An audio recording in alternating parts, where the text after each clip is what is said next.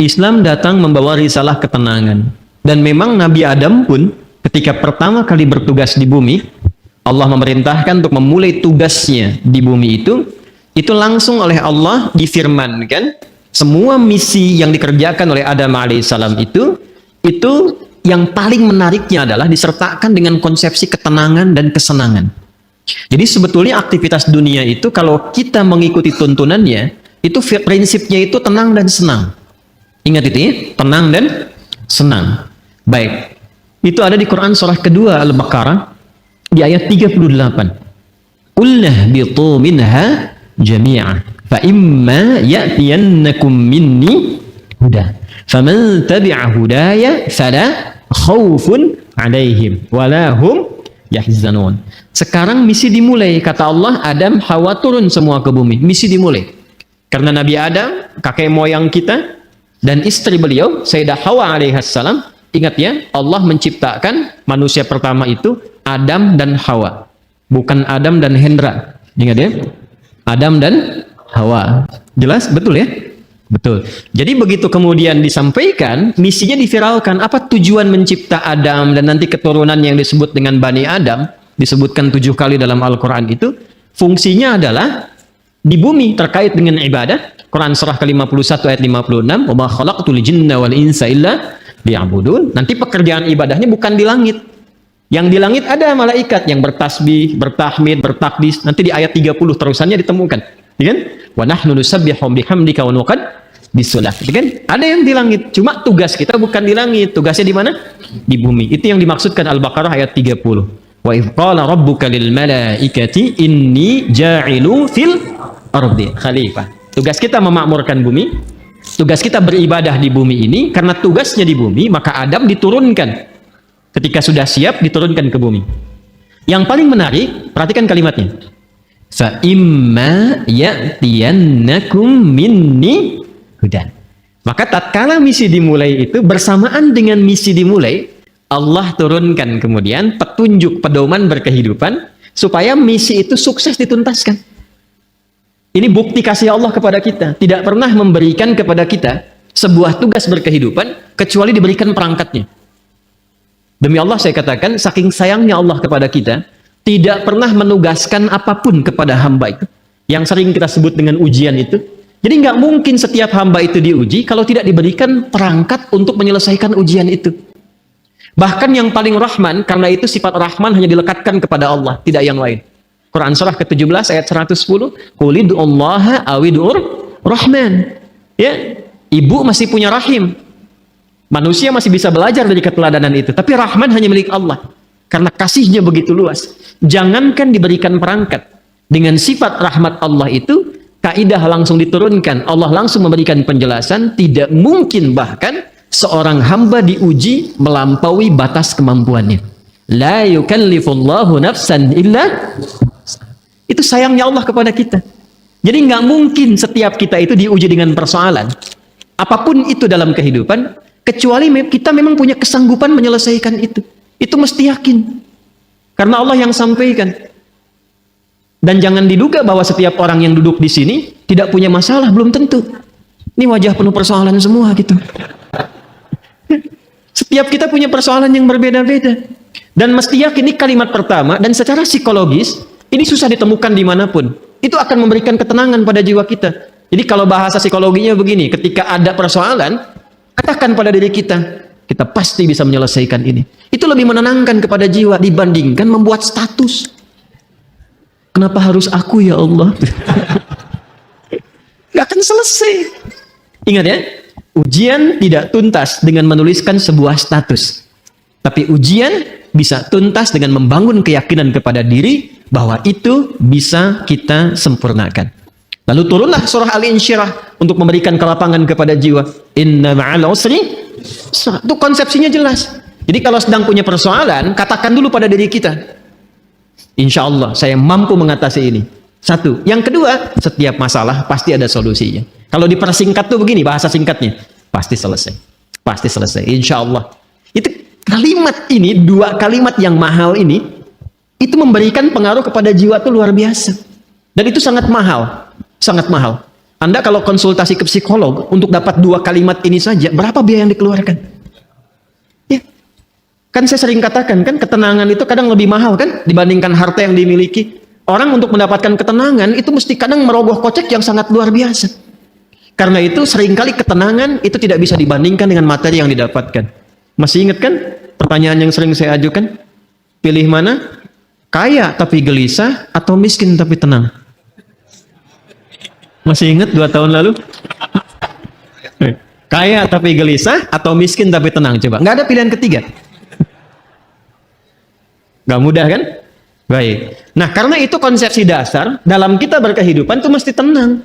Saya kalau mengajar Andanya nggak tenang, nggak mungkin pelajaran bisa disampaikan. Saya pun kalau sedang tidak tenang, nggak mungkin bisa menyampaikan materi dengan baik. Ketenangan itu penting. Karena itulah ketika Adam mulai diturunkan ke bumi kalimatnya. Faman tabi'a hudaya fala khaufun. Fala khauf itu tidak ada kegelisahan. Apa lawannya gelisah? Tenang. Jadi konsepsi dasar keberhidupan di bumi itu sesungguhnya penuh dengan ketenangan. Dasarnya itu. Kapan ketenangan itu tiba? Faman tabi'a hudaya. Ketika petunjuknya diikuti. Jadi kalau ada keberhidupan kita dalam konteks apapun, apakah di rumah tangga, di pekerjaan di kantor, kehidupan sosial yang membuat kita tidak lebih tenang, boleh jadi, maaf, bukan karena jabatan yang kurang tinggi, mungkin bukan hartanya kurang banyak, bukan karena gelar belum banyak terkumpul, boleh jadi interaksi kita dengan pedoman yang telah Allah tetapkan itu belum tinggi. Coba keluarkan pedomannya. Kemudian walahum yahzanun, dan tidak larut dalam kesedihan. Apa lawannya sedih? Senang. Harusnya keberhidupan di bumi itu konsepnya tenang dan senang. Mau di sini senang, mau di sana senang, di sini, di sana, di mana-mana. Itu memang konsep dasar berkehidupan. Kapan itu terjadi? Kapan? Bukan untuk disyairkan, dilirikan, tapi untuk dikaji ketika faman tabi'a hudaya, ketika pedoman itu diikuti. Karena itu saking rahmannya Allah kepada kita dari sejak generasi Adam alaihissalam kemudian berganti berketurunan, Adam, Hawa menyatu melahirkan keturunan. An-Nisa ayat yang pertama, ya ayyuhan nasu taqu rabbakumul ladzi khalaqakum min nafsin wahidah wa khalaqa minha wa batha minhuma rijalan katsiran wa nisaa wattaqullaha alladzi tasaaluna bihi wal arham innallaha kana 'alaikum raqiba. Adam, Hawa, Quran surah 4 ayat 1 menyatu melahirkan keturunan lelaki dan perempuan. Lalu menyebar semuanya ini. Berbeda-beda tempat. Ya, boleh jadi beda RT, beda RW, beda kecamatan sampai beda benua. Bahkan sukunya bisa tidak sama. Dalam bahasa Arab perbedaan komunitas disebut dengan sya'bun, jamaknya disebut syu'ubun. Suku disebut dengan kabilah, kabilah jamaknya qabail. Maka turun Quran surah ke-49 ayat ke-13. Ya ayyuhan nasu, hei semua manusia yang berinteraksi dalam kehidupan. Jadi kalau disebutkan nas itu sifat manusia yang punya sifat sosial, akan butuh orang lain, pasti berinteraksi. Kata Allah, hei semua manusia tanpa kecuali, yang dekat, menengah ataupun jauh. Jadi yang merasa dekat dengan orang lain, dekat dengan Allah, atau menengah ataupun tinggalnya di tempat yang jauh. Karena ia itu panggilan disebutkan 361 kali dalam Al-Quran, memanggil dengan semua jarak. Ayyuha, ayunya munada, haknya tanbih. Ayyuha disebutkan 150 kali dalam Al-Quran, berfungsi untuk menguatkan dan mengingatkan. Kata Allah, saya tegaskan, saya ingatkan.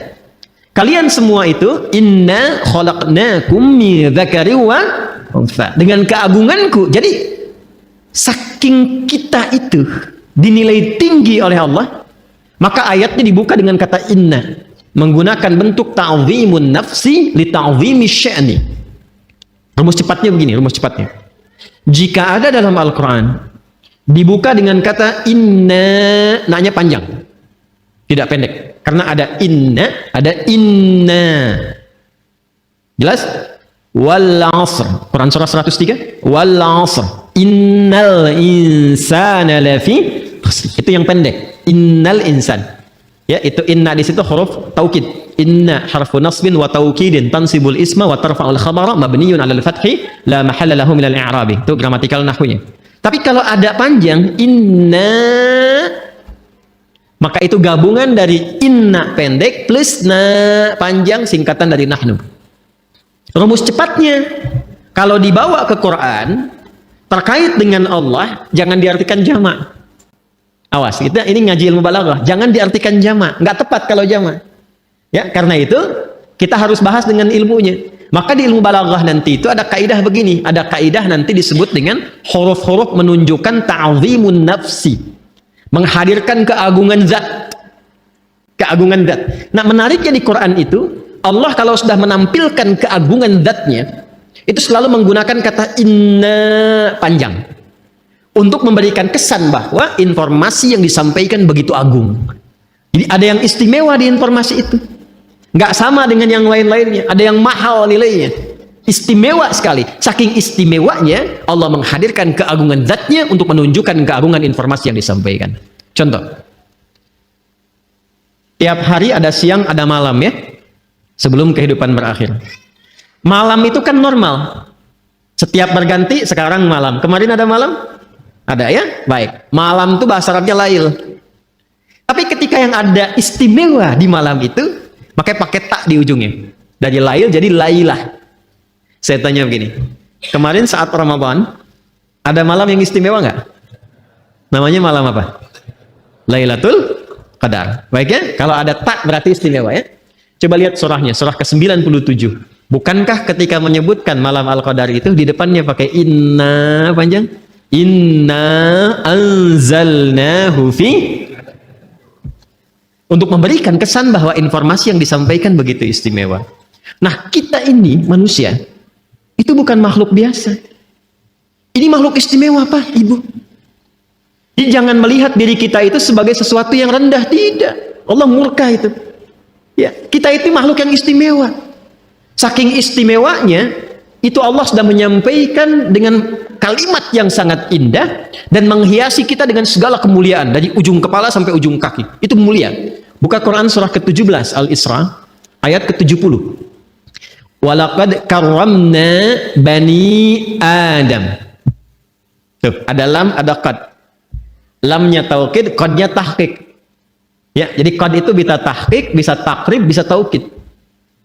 Walaqad karramna, dan aku tegaskan kata Allah, aku jamin. Dengan keagunganku kata Allah, aku berikan semua sifat-sifat kemuliaan pada semua anak cucu Adam. Jadi dari ujung kepala sampai ujung kaki itu kita itu mulia. Ingat, harus paham ini ya. Saking mulianya kita ini dijaga oleh Allah supaya semua bagian tubuh kita itu tidak berinteraksi dengan segala yang bersifat hina. Karena itu semua fungsi tubuh kita harus digunakan pada yang baik-baik, pada yang mulia-mulia. Untuk itulah kenapa ada ayat turun membimbing tentang bagaimana cara menatap. Jadi melihat saja diatur. Kalau binatang kan tidak diatur. Coba lihat, monyet kan segera dilihat kan? Halo? Kenapa jadi tegang begini? Coba keragunan. Lihat monyet. Monyet segala dilihat kan? Apa saja dilihat? Pisang dilihat. Kacang dilihat. Antum dilihat. Ibu-ibu mau pakai jilbab, mau nggak pakai jilbab, dilihat juga. Mau yang ada aurat, yang terbuka aurat, yang tertutup, dilihat juga. Itu siapa? Monyet. Saya ulang, itu siapa? Monyet. Jangan disalahkan. Ada ibu-ibu lewat misalnya aurat terbuka, dilihat. Wih, haram, nggak bisa, monyet kok. Karena kita bukan monyet, kita bukan binatang, maka diatur. Penglihatannya diatur. Jangan melihat yang tidak mulia, kata Allah, karena matamu itu mulia. Maka turunlah Quran surah Cahaya, surah 24 ayat 30 untuk laki-laki, ayat 31 untuk perempuan. Qul lil mu'minina yaghuddu min absar wa qul lil mu'minati yaghuddna min absar. Kata Allah, kamu itu makhluk mulia. Karena itu pandanganmu pun harus mengarah pada yang baik saja. Ketika yang dipandang itu nggak bagus, palingkan. Ghaddul basar itu bukan nggak boleh lihat. Ketika yang dilihat tidak layak, jangan dilihat. Gambar-gambar yang tidak elok, jangan dilihat. Tontonan yang tidak bagus, jangan dilihat. Proyek yang bukan punya Anda, jangan dilihat. Alas kaki keluar dari sini bukan punya Anda, jangan dipaksakan dilihat-lihat. Paham? Kenapa? Karena kita itu mulia. Maka muncul hukum haram. Haram itu akarnya seakar dengan kata hormah. Diserap ke dalam bahasa Indonesia menjadi hormat. Hormat itu dari bahasa Arab. Asalnya hukum haram itu, ini dasarnya filosofinya, maknanya. Kenapa hukum haram ini muncul? Dasarnya bukan ingin membatasi manusia beraktivitas, bukan. Tapi Allah menginginkan kehormatan kita terjaga. Jangan dilakukan. Kalau kamu mengerjakan ini, kehormatan kamu runtuh di hadapan Allah dan manusia. Coba silahkan cek. Kalau ada orang mencuri dan diketahui mencuri dipublikasikan, kehormatannya runtuh tidak? Runtuh. Pezina diketahui, runtuh. Pembegal, pencuri, perampok, koruptor, terbuka, runtuh. Allah tidak ingin. Allah tuh sayang dengan kita. Jangan sampai terjadi. Jadi tidak harus semua dilihat. Yang melihat semuanya tanpa batasan, siapa?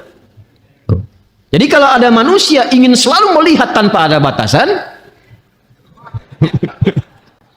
ya patut dipertanyakan, di mana nilai kemanusiaannya? Jelas sampai di sini?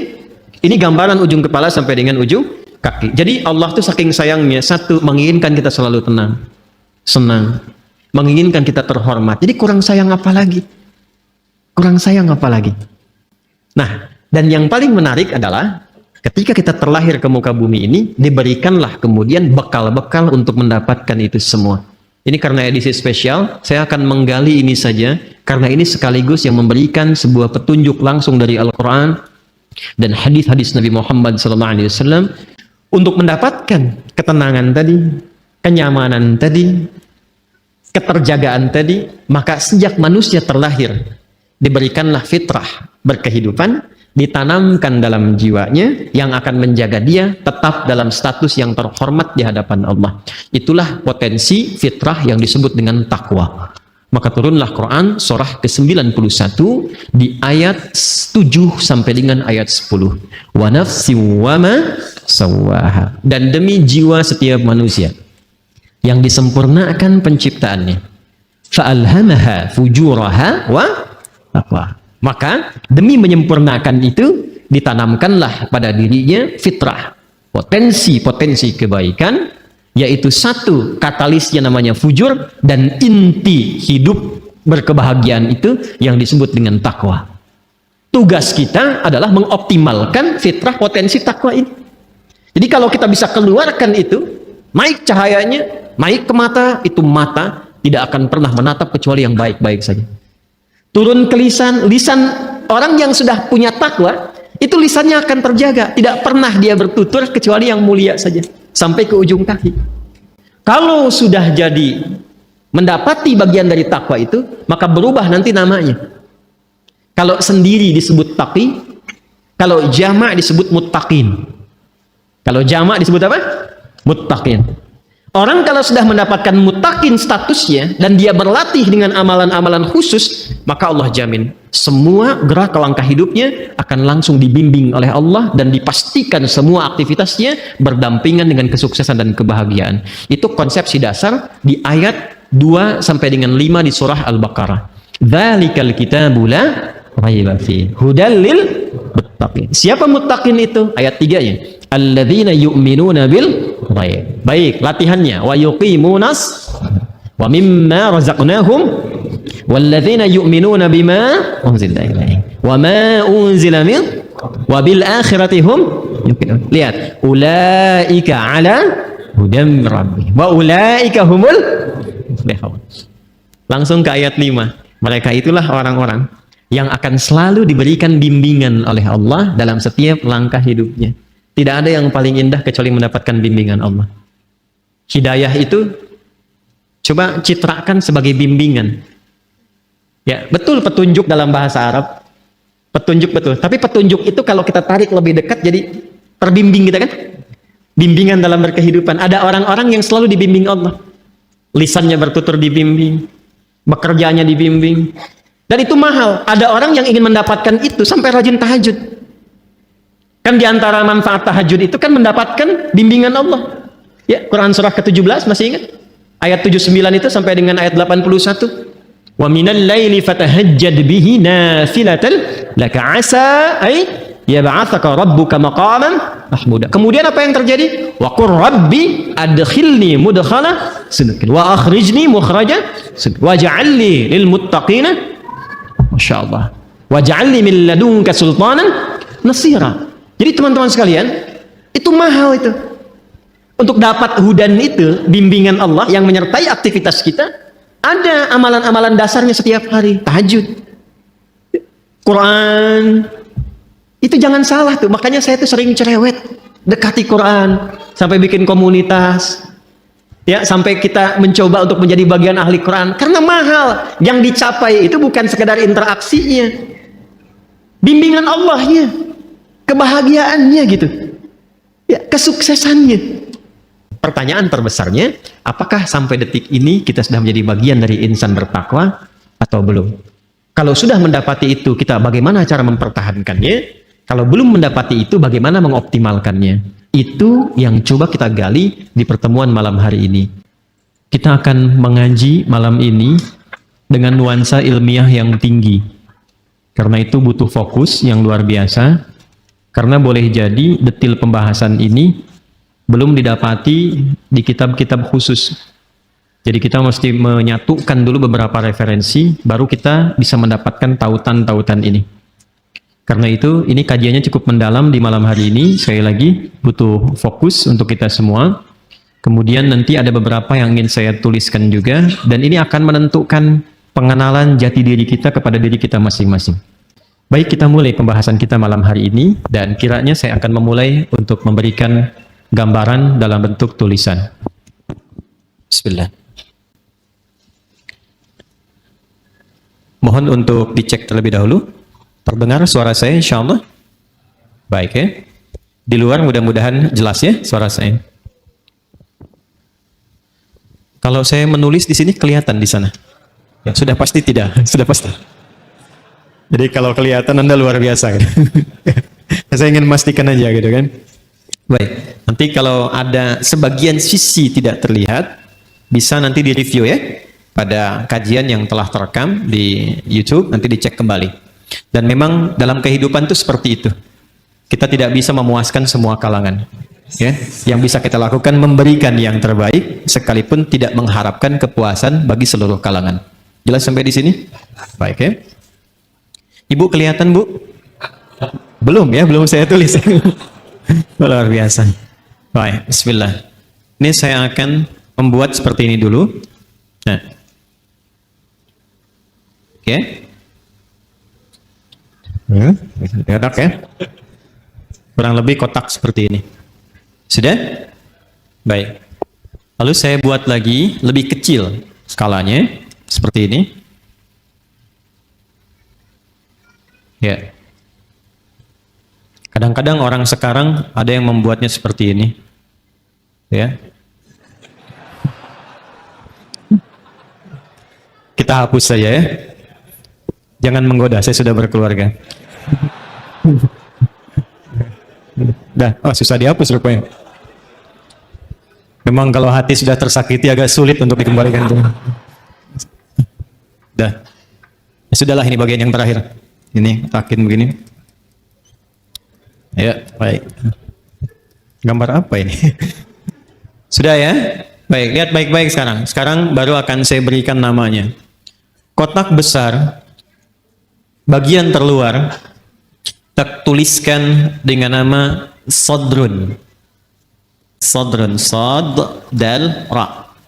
Jamaknya Sudur. Sudah?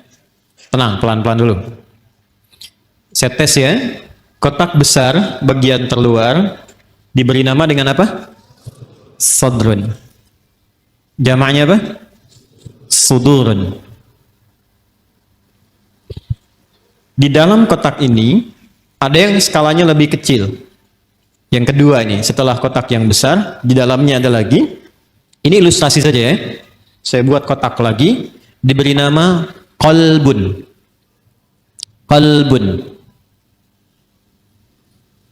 Jamaknya qulubun.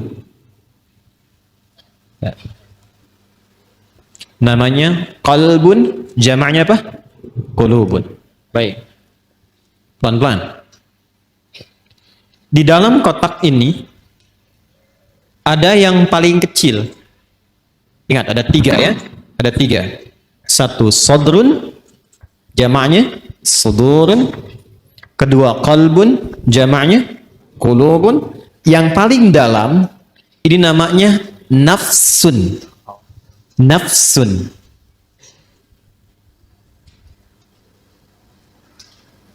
Nafsun. Apa jamaknya? Nafsun. Pelan-pelan. Jamaknya, namanya nafsun, jamaknya bisa 2. Bisa anfus, bisa nufus. Ya? Bisa anfus,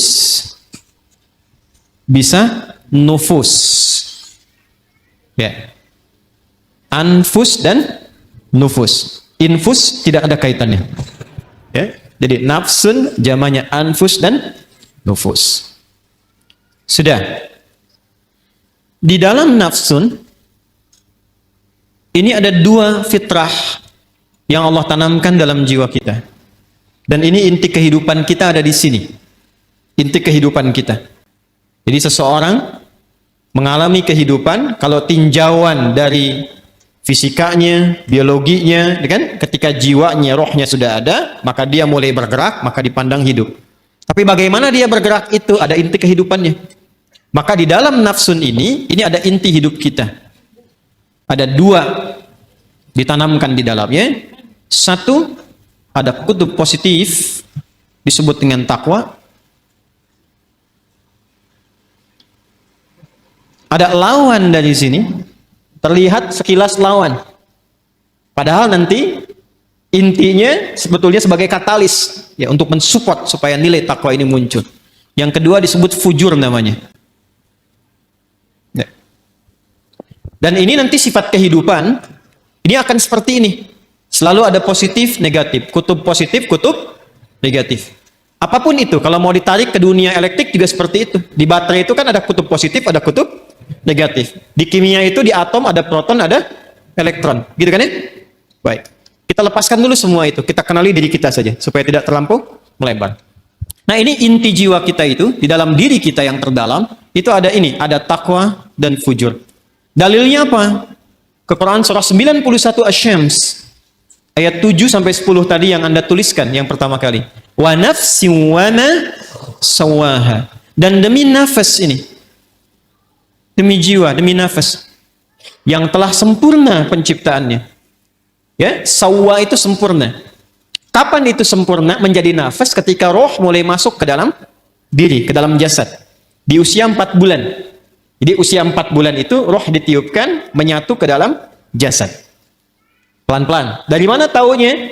Nanti dibuka hadis Nabi Muhammad SAW. Kalau paling mudah mungkin lihat saja Al-Arba'in, kan lebih mudah diakses ya. Hadis nomor keempat dari sahabat Abdullah bin Mas'ud radhiyallahu taala anhu. An Abi Abdurrahman Abdullah bin Mas'ud radhiyallahu taala anhu. Qala Rasulullah sallallahu alaihi wasallam wa huwa sadiqul masduq. Inna ahadakum yujma'u fi batni ummihi 40 yawman nutfah. Thumma yakunu mithla dhalika 'alaqa, thumma yakunu mithla dhalika mudghah. Thumma yursalu ilaihi al-malak fayanfukhu fihi ar-ruh. Jadi setiap kita anak cucu Adam dicipta oleh Allah, berproses dalam rahim ibundanya itu 40 hari pertama proses percampuran antara spermatozoa dengan ovum. 40 hari kedua membentuk zigot. Mulai menempel di dinding rahim, mulai berproses. 40 hari ketiga menjadi mudghah, sebentuk daging kerantan. Mulai ada bentuknya di 40 hari ketiga ini, baru kemudian diutus malaikat untuk meniupkan roh dengan izin Allah Subhanahu wa taala. 40 hari ketiga, 40 hari dikali 3, berapa jumlahnya? 120 hari. Kalau 1 bulan itu kita genapkan misal 30 hari, 120 bagi 30 berapa? 4. Maka bertemu 4 bulan. Jadi ketika ada seseorang mengandung, seorang ibu misalnya, maka usia 4 bulan kandungan itu roh ditiupkan. Sudah ada roh tertanam. Dan nanti amalannya sudah beda, ingat. Antara roh belum masuk dengan roh sudah masuk itu berbeda amalannya. Nanti supaya tidak melebar, lain waktu kita bisa buat kurikulum tersendiri tentang itu. Ayatnya ada semua. Ada semua. Jadi apa amalan suami istri, amalan suami, amalan istri, amalan suami terkait nafkah, ada. Jangan sampai membawa sesuatu yang haram. dibawa ke rumah, diolah oleh istri, dimakan, masuk ke kandungan. Janin itu kasihan. Belum terlahir sudah mengonsumsi yang haram, itu bahaya itu. Bahaya. Dan nanti mengembalikannya nggak mudah. Ya, yuk pelan-pelan. Kembali ke sini. Nah, usia 4 bulan kandungan, ditiupkan roh. Di situ kemudian terjadi dialog kita untuk berkomitmen menuhankan Allah. Nanti ada diabadikan di Quran surah ke-7 Al-A'raf ayat 172. Tadi saya berjanji detailnya tidak saya tuliskan dulu. Ini untuk melengkapi apa yang tadi disampaikan. Wa idh akhadha rabbuka min bani adama min zuhurihim dzurriyyatahum wa ashhadahum ala anfusihim alastu bi rabbikum qalu bala syahidna. Jelas di sini? Nah, ini usia 4 bulan kandungan. Ketika roh ditiupkan, menyatu kemudian dengan jasad, maka berubah nanti namanya menjadi nafas. Jelas? Berubah menjadi apa? Nafas. Dari sini kemudian muncullah tanda-tanda keberhidupan. Makanya diserap ke dalam bahasa Indonesia dengan nafas. Seseorang dikatakan hidup bila masih ada tanda-tanda nafas. Itu dalam bahasa Indonesianya. Paham sampai sini? Nah, ketika sempurna itu, dari mana taunya? Roh masuk ke dalam fisik, kemudian sempurna penciptaan jadi nafas ini. Nanti lihat di Quran surah ke-15 ayat 28. Quran surah 15 Al-Hijr ayat ke-28. Wa idh qala rabbuka lil malaikati inni khaliqum bashara min salsalin min hama'im masnun. Teruskan ayatnya. Fa idza sawaituhu. Ini ada kalimatnya sawaituhu. Fa idza sawaituhu wa nafakhtu fihi min ruhi. Maka bila aku telah sempurnakan sawaituhu penciptaannya itu dengan cara meniupkan roh, sudah masuk ke dalam bagian tubuhnya itu, ya, maka mulai sempurna penciptaan berproses di situ. Kata sawaituhu itu asalnya dari kata sawwa yusawwi, taswiyatan. Ya, ini asalnya ya nih. Jadi makanya kalau bersambung dengan dhamir kembali ke ya. Sawwaitu tu'nya ke Allah, dhamir anak, ya. Hu-nya kembali ke kalimat semula, ke bashar. Fa idza sawaituhu, maka bila makhluk manusia ini mulai akan masuk fase sempurna penciptaannya. Jadi kalau tampilan fisiknya disebut bashar, nanti ada 5 nama ya. Agak lompat sedikit, manusia setidaknya disebut dengan 5 nama. Bashar 35 kali disebutkan dalam Al-Quran. Dan ini nama pertama saat diciptakan untuk memberikan info pada malaikat dan jin bahwa materi dan tampilan fisiknya nggak sama dengan malaikat dan jin. Di malaikat diciptakan duluan, baru kemudian jin. Kalau malaikat dari cahaya, kalau jin dari api, bukan sekedar api, ya, api yang menyambar-nyambar. Makanya ayat 27-nya disebutkan jin dulu. Quran surah ke-15 ayat 27 itu jin dulu. Wal janna khalaqnahu min qablu min naris samum. Dan kalangan jin itu diciptakan sebelum manusia, bahan dasarnya api yang menyambar-nyambar, menyala. Manusia beda, disebut dengan bashar, menunjuk pada tampilan kulit yang halus, secara fisikal beda dengan malaikat dan jin. Ini kata dasarnya sawwa nih. Ya, sempurna. Jadi ketika disebut sempurna itu kalau rohnya sudah masuk ke dalam jasad. Ketika masuk itu menjadi nafas. Dari mana taunya? Tafsir ke Quran surah 91. Ayat 7 itu sampai dengan 8. Wa nafsin wa ma sawwaha. Dapat sawanya nih. Ya, dan demi nafas yang telah sempurna tertanam, sempurna, tercipta dalam jiwa itu, menyatu ke dalam tubuh kita itu, maka ketika sempurna itu terjadi, diilhamkanlah fa'alhamaha fujuraha wa taqwaha. Nah, jadi dalam jiwa setiap kita yang hidup itu ada inti kehidupan. Intinya di sini, fokus ini ya. Ini yang paling penting. Intinya ini, takwa ini. Jadi generator hidup kita itu ada di jiwa takwa. Kutub positifnya. Sederhananya, bahasa singkatnya, ini kalau kita gali terlalu panjang nanti, kecuali kalau mau ngaji sampai subuh. Mau sampai subuh di sini? Silakan, saya jam 9 selesai. Ini panjang nih, karena harus membahas 115 kata dalam Al-Quran. Nanti takwa disebutkan 115 kali dan derivasinya, lawannya nafsu 115, jadi kalau mau bahas itu, mungkin bisa sampai subuh yang 2 hari ke depannya. Takwa secara singkatnya saja adalah akumulasi setiap sifat-sifat kebaikan. Dalam istilah Al-Quran, sifat baik itu seringkali ditampilkan dengan diksi atau dengan kata khair namanya. Khair. Wah, ini kalau ngajinya agak dalam, agak panjang kita. Khair. Ada baik secara fisik, jasmaninya bagus, sehat, baik. Itu biasanya orang Arab menyebut dengan kata thayyib. Thayyib. Kata thayyib pertama ada di Al-Baqarah ayat 168. Ya ayyuhan nasu kulu mimma fil ardi halalan thayyiban. Jadi kalau kita mau makan, kata Al-Quran, coba cari bahan makan itu, bahan dasarnya dengan cara yang legal. Jangan melanggar hukum. Jangan mencuri, jangan korupsi, jangan merampok, membegal, mengambil hak orang lain, jangan dilakukan. Kalaupun sudah dapat dengan cara yang halal, maka cari yang dikonsumsi itu yang menyehatkan untuk tubuh. Jadi tidak semua yang diinginkan itu mesti dimakan. Ini satu kalimat ini kalau benar dipraktekkan, insya Allah tubuh kita itu sehat. Jadi kata Al-Quran, kalau mau makan, cari yang menyehatkan. Boleh, silahkan. Mungkin variasi menunya ada, tapi sekiranya tidak menyehatkan, tidak harus dikonsumsi. Jelas ya? Itu indah sekali, sehingga membuat tampilan fisik kita itu sehat.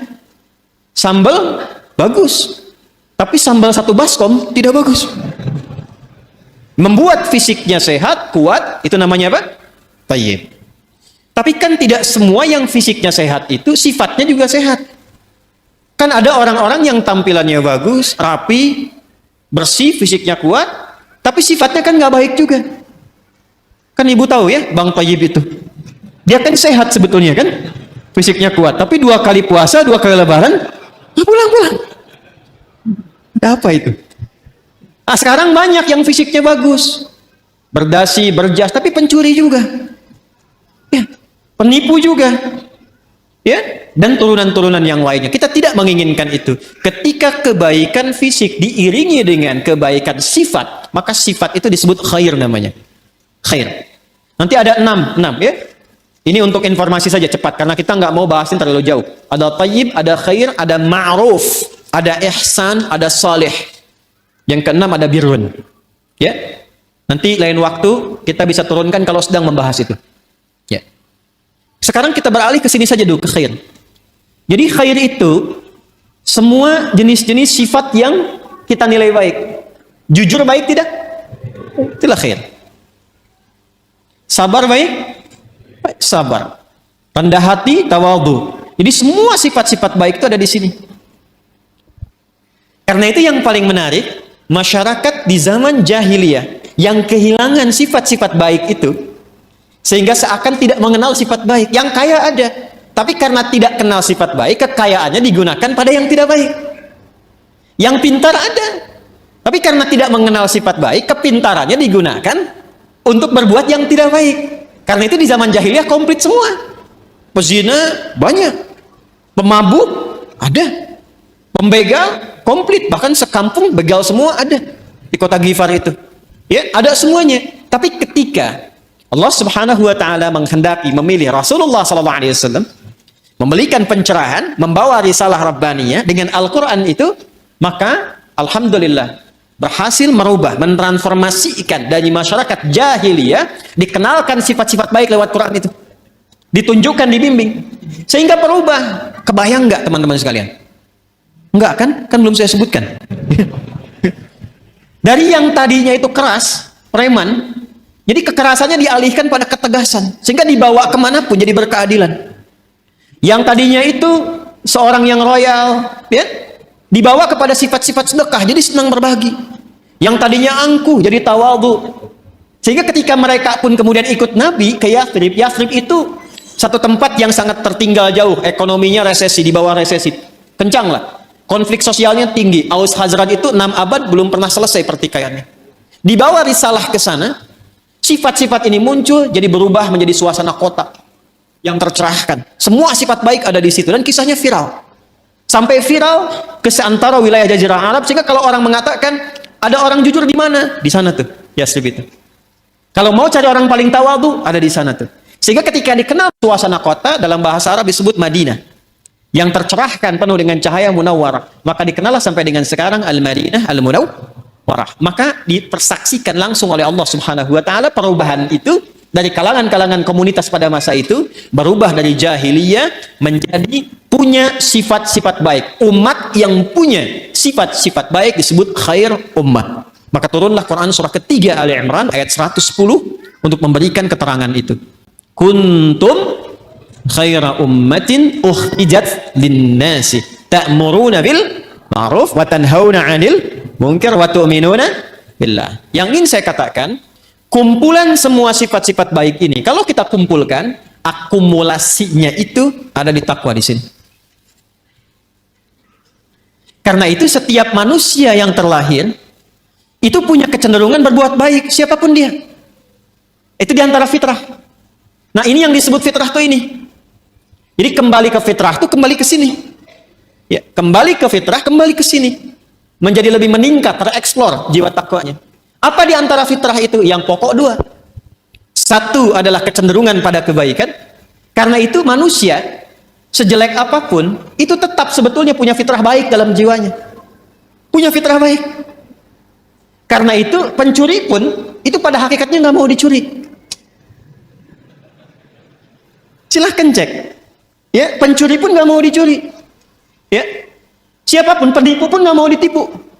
Kan saya pernah cerita 2 tahun lalu, masih ingat? 2 tahun lalu kan? Ya kan? 3 orang pencuri, 1 ketuanya, 1 asisten, yang 1 anggota kan? Begitu mereka mencuri itu, tiba-tiba setoran. Biasa setorannya sekian, yang 1 kurang, yang asisten.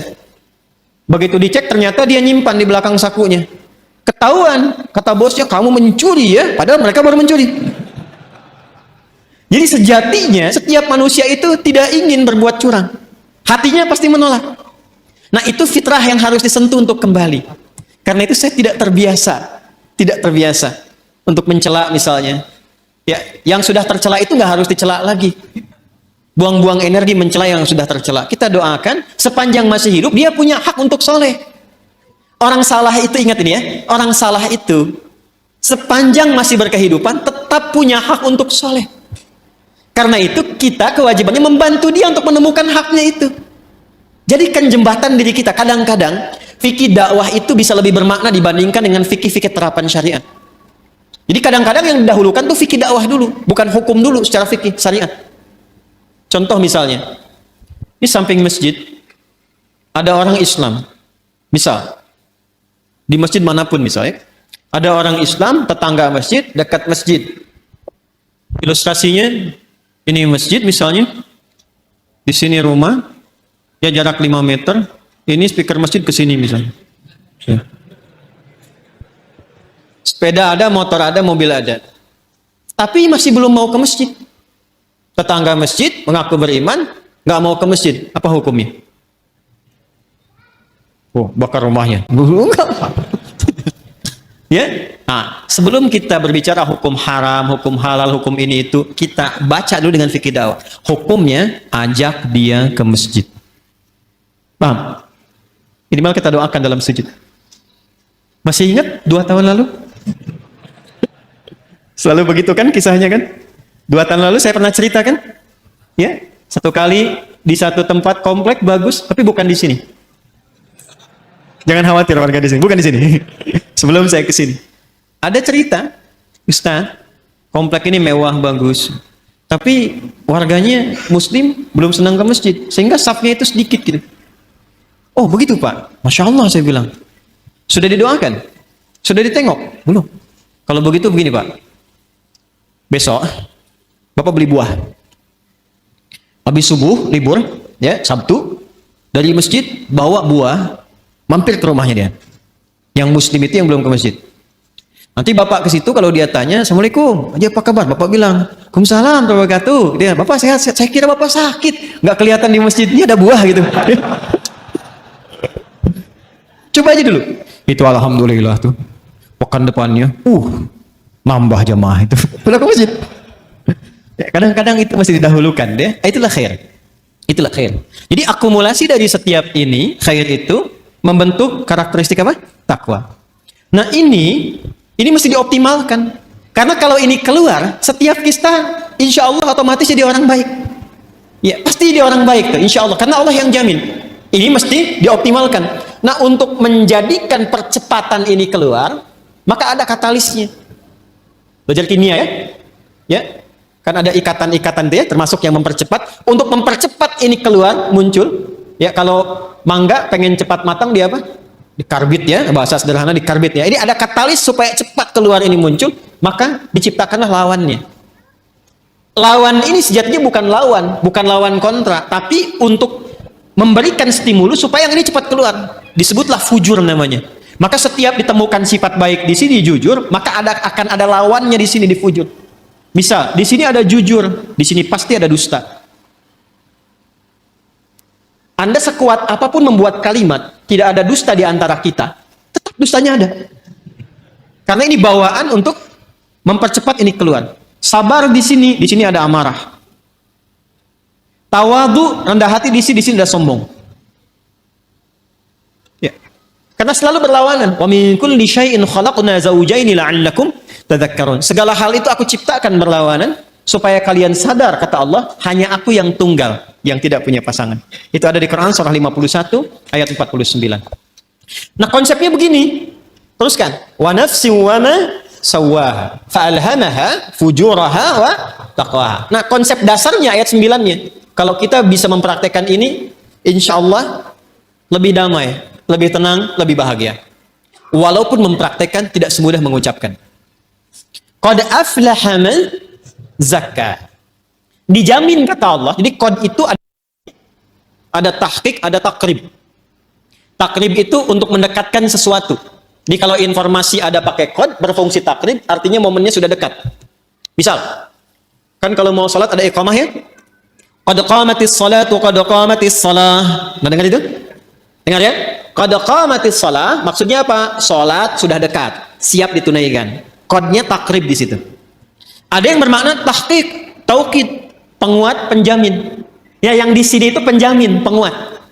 Ya, qad aflaha man zakkaha. Kata Allah, aku jamin orang akan mendapatkan atau cenderung lebih bahagia, lebih sukses, lebih nyaman hidupnya, zakkaha bila mampu menyucikannya. Ini mahal sekali kalimatnya. Teman-teman, ikhwan, ibu dan bapak, mencuci, tahu mencuci? Sudah pernah nyuci kan? Mencuci, misal mencuci pakaian, baju. Kalau ada orang mencuci baju, maaf, yang dibuang itu kotorannya atau bajunya? Kotorannya, yakin ya? Bukan bajunya kan? Oh ya. Jadi kotorannya. Supaya apa dicuci? Bersih. Apa lawannya bersih? Kotor. Masya Allah. Jadi kotor itu diciptakan oleh Allah bukan untuk menjadikan tampilan kita kotor, bukan. Tapi untuk menampakkan kebersihan. Sebab gak mungkin ada bersih kalau gak ada kotoran. Jadi filosofi kotor itu bukan untuk menjadikan kita menjadi kotor, bukan. Tapi supaya bersihnya tampak. Sebab kalau nggak ada kotornya ngapain dicuci? Jelas ya? Nah, jadi ini poinnya. Jadi cara membacanya itu, ini kalimatnya tinggi, makanya dibacanya nanti pakai isti'arah di balaghah. Membacanya tinggi sekali. Jadi mencuci itu bukan bermaksud menghilangkan jiwanya, bukan. Bukan menghilangkan pakaiannya, tapi ditampakkan lawannya ini supaya yang bersih muncul. Gelas bisa dilap. Kapan dilap? Kalau kelihatan ada debunya. Wajah dilap-lap. Kenapa? Karena ada kotoran yang tampak di wajah. Kalau nggak ada yang kotor, ngapain dilap? Jelas ya? Baik. Nah, ini cara membacanya, terapkan ke sini. Amarah itu diciptakan bukan ingin menjadikan seseorang itu pemarah, bukan. Tapi supaya sabarnya muncul. Sebab kalau marah nggak diciptakan, bagaimana sabar bisa muncul? Tuh, kan? Di luar nggak tahu tuh. Ya, coba deh begini. Maaf ya, ibu dan ibu, suami pulang dari kantor ke rumah nih. Pokoknya nggak ada apa-apa, nggak ada hujan, nggak ada angin, nggak ada macam-macam, nggak ada permasalahan. Begitu buka pintu, assalamualaikum, ibu jawab waalaikumsalam, ibu langsung bilang, sabar ya pak, sabar gitu. Kira-kira respon pertama apa yang akan ditampilkan oleh suami? Mama sehat. Nggak mungkin kan itu muncul, kecuali ada amarah dulu, baru sabar muncul. Jadi ternyata sabar itu bisa muncul kalau amarahnya sudah keluar. Maka cara memandang setiap persoalan itu paling gampangnya, ingat ya, tadi saya katakan mudah diucapkan, tapi juga tidak mudah untuk dipraktekkan, perlu berlatih. Ketika ada sesuatu yang tidak disukai, cepat cari lawan yang disukai. Karena fujur itu ditampilkan supaya takwanya muncul. Jadi kalau sekiranya Anda melihat berita, mendengar misalnya, ya, ada yang berdusta, tandanya kita harus jujur. Ada yang sombong, tandanya kita harus rendah hati. Ada yang cemberut, lawan cemberut apa? Senyum. Ada yang menangis, lawan menangis apa? Ibu pulang ke rumah, datang suami. Suami lihat istri sedang cemberut. Ya kan? Waalaikumsalam. Ini ada gelang baru 1 kilo. Biasa. Tapi kan ini nggak mudah. Apalagi kalau ada persoalan-persoalan hikmah. Kadang-kadang nggak seperti itu pula. Tapi ini standarnya. Jadi yang saya ingin katakan adalah, itu di takwa semua sifat baik. Yang fujur itu katalis, stimulusnya supaya cepat naik. Persoalannya apa? Persoalannya, kalau fungsinya itu tidak sesuai seperti yang Allah tetapkan. Jadi keluar dari fungsi. Nah, ini yang diinginkan oleh setan. Setan itu, sejak mula dia mengajukan proposal untuk menggoda anak cucu Adam dan ikut turun ke bumi, dia sudah mengajukan permohonan kepada Allah untuk menggoda, memanfaatkan sifat fujur, supaya dia berdiri sendiri, bocor, keluar punya jalur sendiri. Yang seharusnya mensupport takwa muncul, dibikin bocoran di sifat fujur itu supaya keluar sendiri punya jalur. Itu ada di Quran surah keempat An-Nisa ayat 118. Ya. La'anahullah. Kemudian dia berkata, wa qala la'attakhidanna min 'ibadika nasiban mafruḍa. Coba lihat. Nanti kalau ngaji lagi bawa mushaf ya. Ya, Quran surah keempat ayat 118. Paling kanan tuh agak ke bawah. Setan dilaknat oleh Allah, lantas dia mengajukan permohonan. Ya Allah, perkenankan aku. Ya, berikan aku kesempatan untuk membuktikan aku lebih hebat dibandingkan dengan Adam, katanya. Selalu begitu. Caranya bagaimana? Aku ingin menggoda, memberikan sebuah jalan baru secara halus supaya satu bagian dari 2 bagian fitrah manusia itu, ya, aku berikan jalur sendiri supaya keluar. Dan dari situ muncul kemudian maksiat, keluar bergeser. Bergeser dari jalur yang benar itu disebut dengan fusuk, ya, pelanggarannya disebut dengan asa, sifatnya disebut dengan maksiat. Maka dibuatlah oleh setan itu sebuah jalur baru, ya, dengan cara yang halus, seakan-akan tak terasa, kayak air meresap tiba-tiba basah, gitu. Dalam bahasa Arab disebut dengan was-was. Maka dia masuk dari jalur ini, dari atas, sudur. Alladzi yuwaswisu fi, masuk lewat sini, menghembuskan penyakit ke kolbu juga, ya. Kemudian tembus ke sini ke nafas, jalurnya ke sini ke fujur. Perhatikan, fokus baik-baik. Yang seharusnya bersifat begini menjadi katalis, dibikin jalur sendiri keluar ke sini. Sehingga apa? Ini amarah yang seharusnya mensupport sabar, dia keluar sendiri ke sini. Ya, kalau bahasa apa Rusianya tuh ujuk-ujuk ya. Ujuk-ujuk marah aja gitu, ya. Ini ke sini nih. Jadi ini keluar nih. Jadi kalau dia keluar sendiri, akhirnya menjadi sifat mandiri yang jelek, yang buruk, ya, yang buruk. Sesuatu yang buruk itu dalam bahasa Arab disebut dengan su namanya. Apa? Su.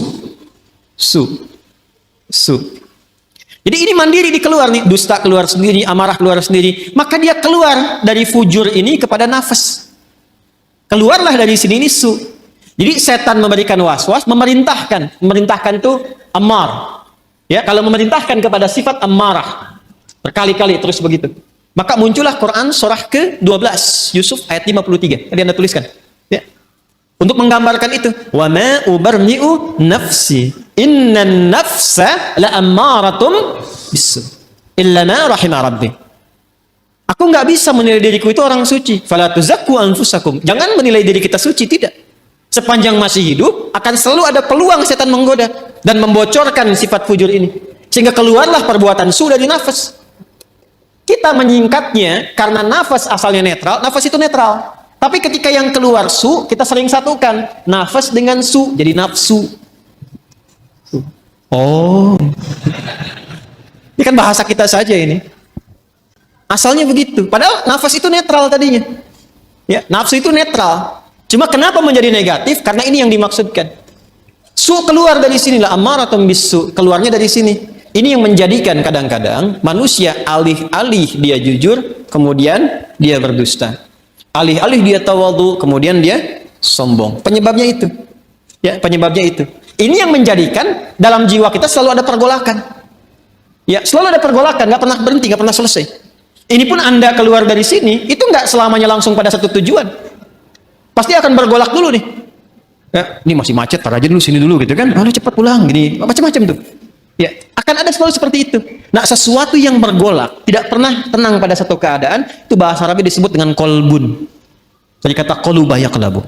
Sesuatu yang senantiasa bergolak. Karena itu tempat bernaungnya nafas disebut dengan kolbu, untuk memberikan kesan bahwa di dalamnya selalu ada pertarungan antara nilai-nilai kebaikan diakumulasi oleh takwa dengan bisikan-bisikan setan yang membuat fujur itu mandiri untuk keluar. Apakah Allah membiarkan begitu saja? Tidak. Allah punya sifat Rahman, punya sifat Rahim, dan rahmat Allah kepada hambanya itu tidak bisa dinilai, saking luasnya. Saking luasnya. Maka saking sayangnya Allah kepada kita, ditetapkanlah dua hal. Dan ini yang betul-betul kita jaga. Betul-betul kita jaga.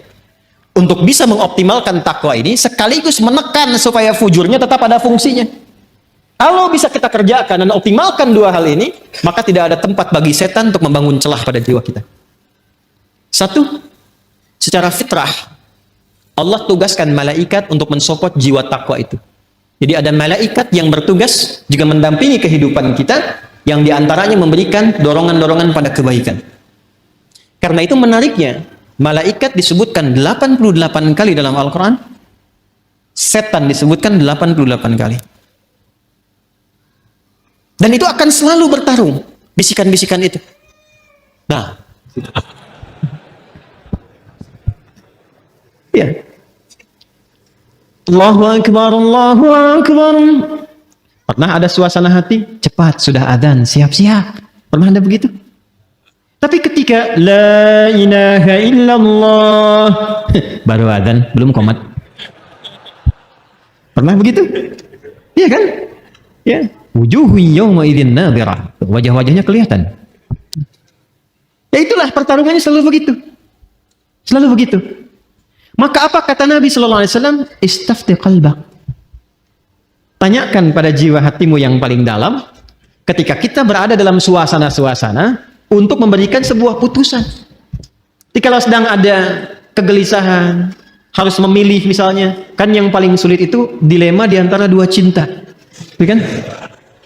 Antara harus mengikuti ta'lim misalnya atau menyempurnakan tugas yang lain. Misal, kan? Maka dia timbang. Di situ ada timbangan-timbangan, mana yang paling banyak pahalanya, mana yang paling Allah senangi, mana yang paling bermaslahat, mana yang paling banyak kebaikannya. Kan bisa jadi Anda melamar pekerjaan kan, diterima di dua perusahaan, ya kan? Maka apa yang harus kita lakukan? Salah satu jalannya adalah itu, tanyakan pada jiwa hati yang paling dalam, yang kira-kira ada unsur kebaikannya banyak didapatkan. Makanya supaya cahaya malaikat itu bisikannya kuat, maka lakukan amalan-amalan dan set tempat kita bertinggal itu, ya tempat kita beraktivitas yang sekiranya malaikat senang. Makanya di Islam itu fikihnya komplit. Di rumah misalnya ada suasana yang kira-kira malaikat gak senang, jauhi. Ya? Hal-hal yang kira-kira menyenangi malaikat, datangi. Sehingga melatih kita untuk selalu dekat. Apa misalnya majlis ilmu, itu banyak malaikatnya. Baca Quran ditemani malaikat. Bahkan kalau sudah lancar ada malaikat khusus menjaga. Ma'asyafratil kiramil bararah. Orang yang lancar bacaan Qur'annya dan rajin dia mengaji, ditemani malaikat khusus. Ya, safaratil kiramil bararah. Dan kalimat kiramil bararah itu punya makna yang merubah ahli Quran ini menjadi lebih baik. Makanya saya sering katakan ahli Quran yang benar itu bukan dilihat dari berapa banyak khatamnya, berapa lancar bacaannya, dilihatnya berapa bagus perubahan pada perilakunya. Itu yang diakui oleh Quran sendiri.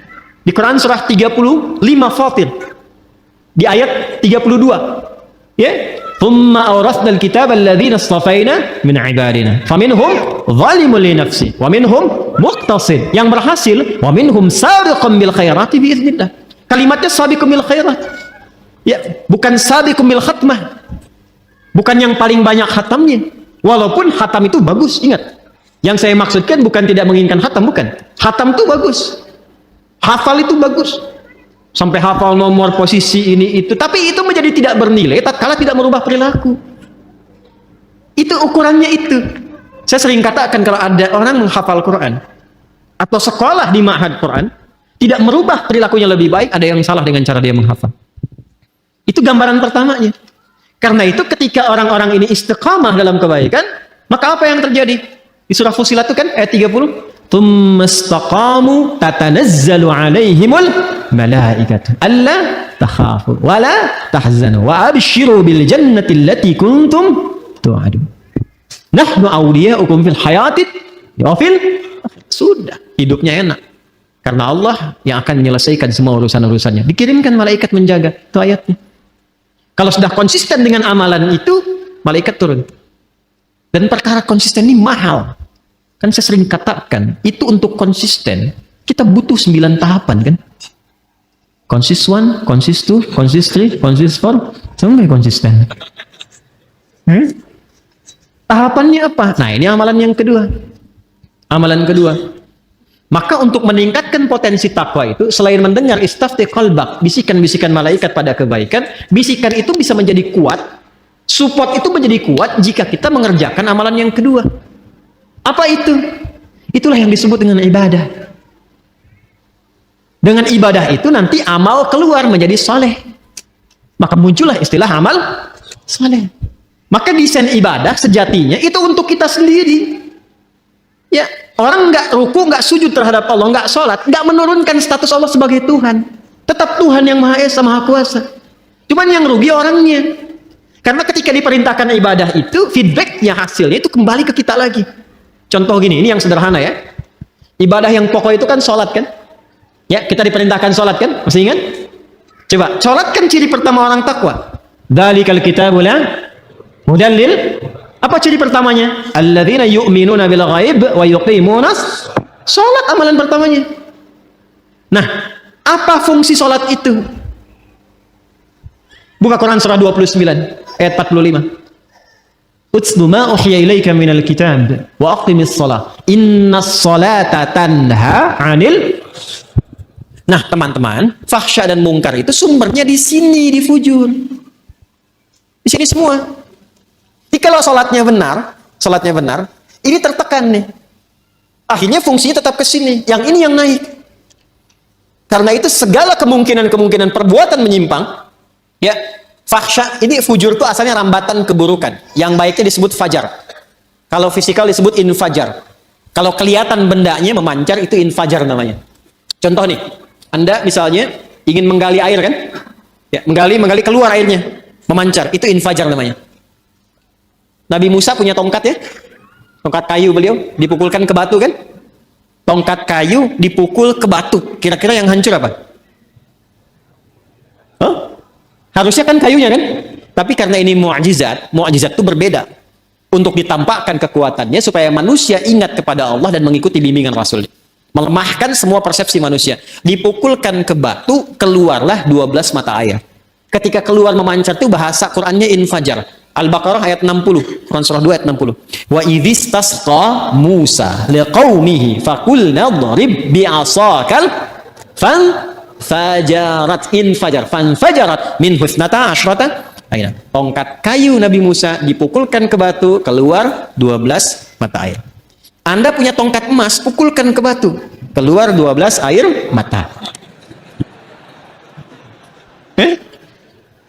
Itu keluar tuh. Itu infajar.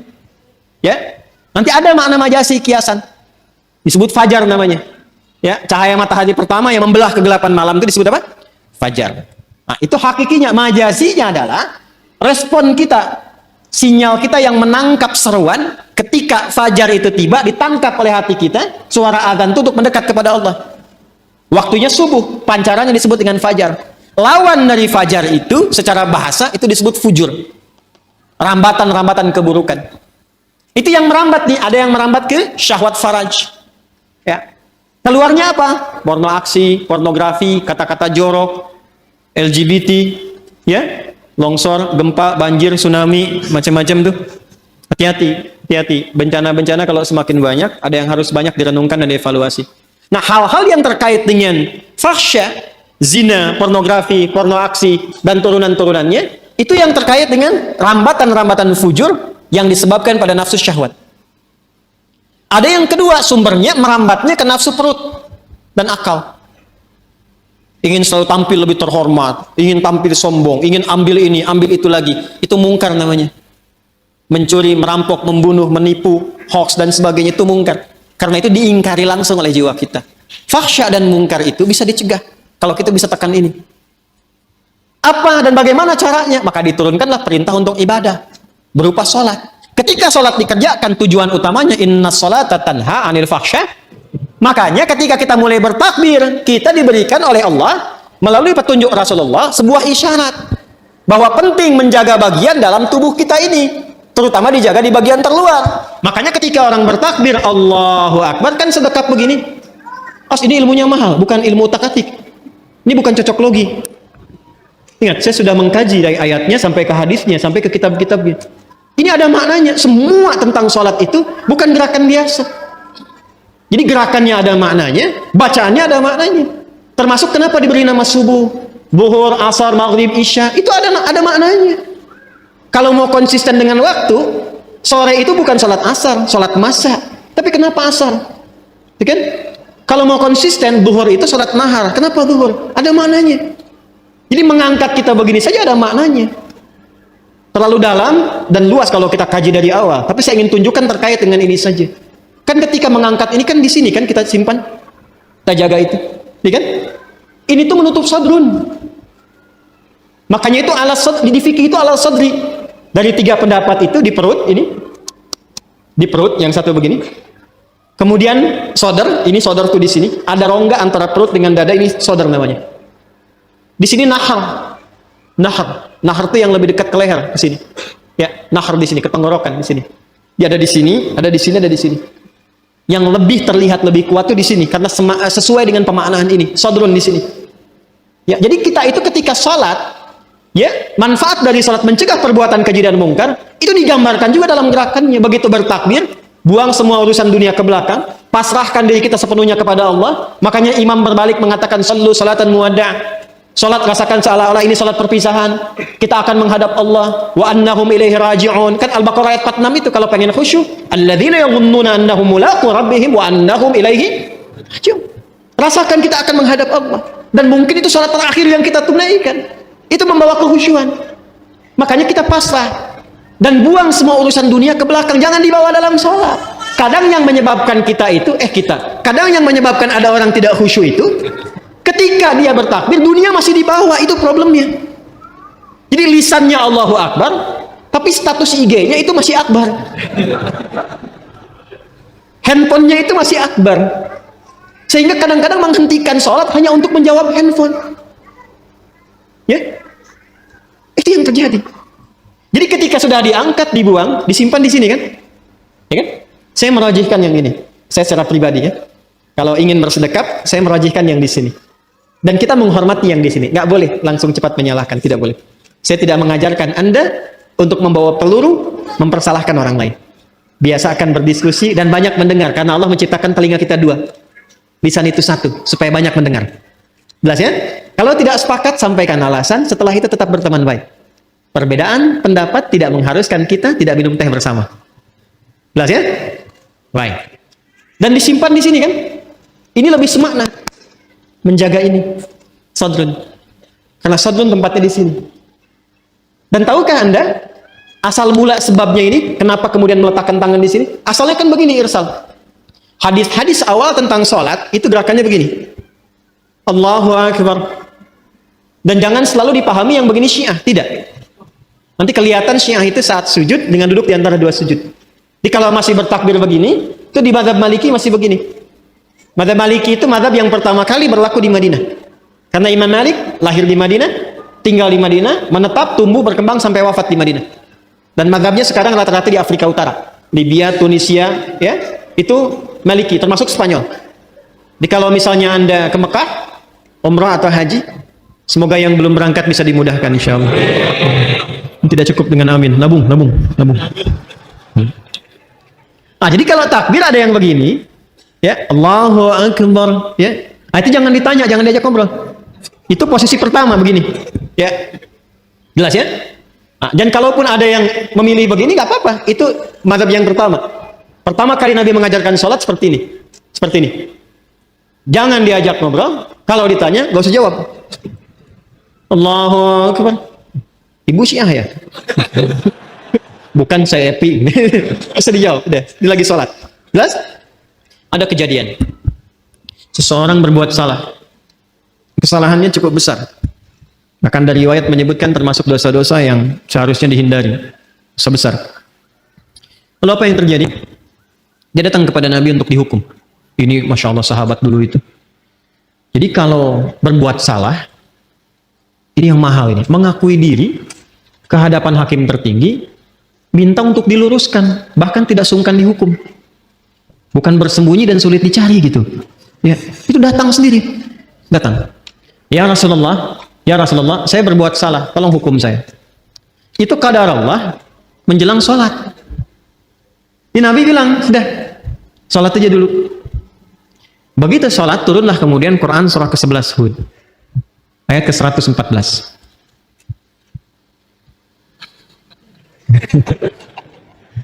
Quran surah ke-11 Hud, ayat 114. Buka surahnya. Aqimis salata tarafain nahar wa zulafan minal lail innal hasanati yudhibnas sayyi'at. Itu asalnya. Quran surah 11 ayat 114. Tunaikanlah salat di kedua sisi siang itu. Kemudian juga ke malamnya. Maksudnya 5 waktu. Nanti ini disinggung, ini bahasanya tinggi. Nanti yang seperti ini banyak, seperti di Al-Isra ayat 78. Aqimis salata liduluki syamsi ila ghasaqil laili wa qur'anan fajr. Lalu yang menarik ini, innal hasanati yudhibnas sayyi'at. Semua salat yang dikerjakan itu disifati langsung oleh Allah dalam Al-Qur'an dengan nama hasanah. Innal hasanati yudhibnas sayyi'at. Orang-orang yang mampu salat dengan benar itu akan melahirkan hasanah dan langsung menggugurkan kesalahan-kesalahannya. Jadi ayat ini sekaligus membebaskan si pelaku maksiat tadi, ya kan? Dalam ancaman hukuman itu langsung pembebasannya turun wahyu dari Allah. Dan diampuni sama Allah. Makanya ketika selesai sholat, Nabi tidak menghukum. Karena selesai masalahnya dengan taubatnya itu. Ya, selesai masalahnya. Makanya kalau ada persoalan, jangan semua masalah itu di broadcast. Dibikin status. Diselesaikan. Curhat sama Allah atau minta solusi pada yang sekiranya memberikan solusi. Saya tarik lagi, apa hubungannya dengan ini? Jadi begitu selesai tuntas ini, salat ini ditunaikan, turunlah ampunan Allah Subhanahu wa taala dan disebut dengan hasanah. Innal hasanati yudhibnas sayyi'at. Apa hubungan dengan pembahasan kita? Sangat nyambung. Karena ketika turun ayat itu sekaligus memberikan sebuah penguat dan penegas bahwa salat itu bila dikerjakan dengan benar, termasuk rangkaian ibadah, dia mampu menekan perbuatan-perbuatan maksiat dan merubah keburukan itu menjadi hasanah. Sedangkan hasanah itu bagian dari konsepsi takwa. Coba Al-Arba'in, ini ngaji hadisnya sampai mana ya? Coba Al-Arba'in dibuka yang nomor 18 itu. Ya, kalau saya nggak keliru nomor 18 tuh. An Jundub bin Junadah wa Mu'adz bin Jabal radhiyallahu ta'ala anhuma qala Rasulullah sallallahu alaihi wasallam ittaqillaha haitsuma kunta wa atbi'is sayyi'atal hasanata tamhuha.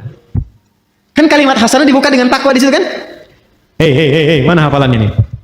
Saya menghafal satu-satu bagian hidup kita itu. Ittaqillaha haitsuma kunta, tingkatkan takwamu kepada Allah dimanapun kamu berada. Kalau mampu meningkatkan takwa akan melahirkan hasanah. Hasanah itu yang akan menutup segala keburukan-keburukan. Makanya kalau orang salatnya benar, muncullah kemudian rambatan-rambatan kebaikan, tertutup peluang-peluang setan untuk menggoda, yang keluar yang baik-baiknya saja.